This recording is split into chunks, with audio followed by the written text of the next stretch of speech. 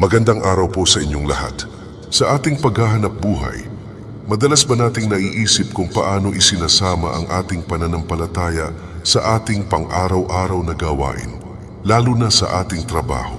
Ngayong araw, nais kong ibahagi sa inyo ang 3 mahahalagang paalala mula sa Diyos na makakatulong sa atin upang maging mas mabuti at epektibong mga empleyado at higit sa lahat, maging mas malapit sa Kanya. Una, ang katapatan sa trabaho. Sinasabi sa Colossus 3:22-23, "Kayong mga alipin, sundin ninyo sa lahat ng bagay ang inyong mga Panginoong tao, hindi sa paglilingkod lamang sa mata na parang nagbibigay lugod lamang sa mga tao, kundi sa katapatan ng puso na natatakot sa Panginoon.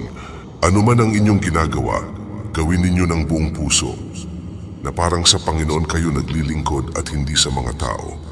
Isipin natin na ang bawat gawain, kahit gaano kaliit, ay isang paglilingkod sa Diyos. Ibigay natin ang ating pinakamahusay, may nakakakita man o wala. Pangalawa, ang pagiging positibo.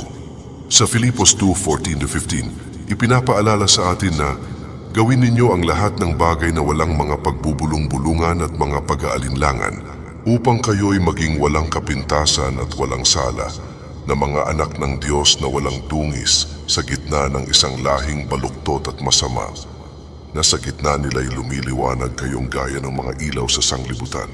Iwasan natin ang reklamo, chismis at negatibong pananaw.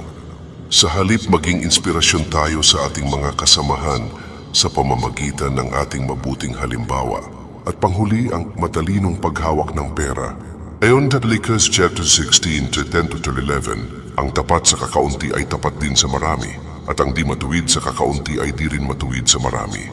Kung hindi nga kayo naging mapagtapat sa mga kayamanan ng iba, sino ang magtitiwala sa inyo ng tunay na kayamanan? Ang ating kinikita ay biyaya mula sa Diyos. Gamitin natin ito ng wasto. Iwasan ang bisyo, sugal at mga bagay na hindi makabubuti. Maging responsableng katiwala tayo ng mga biyayang ating natatanggap. Sana po ay isapuso natin ang mga paalalang ito.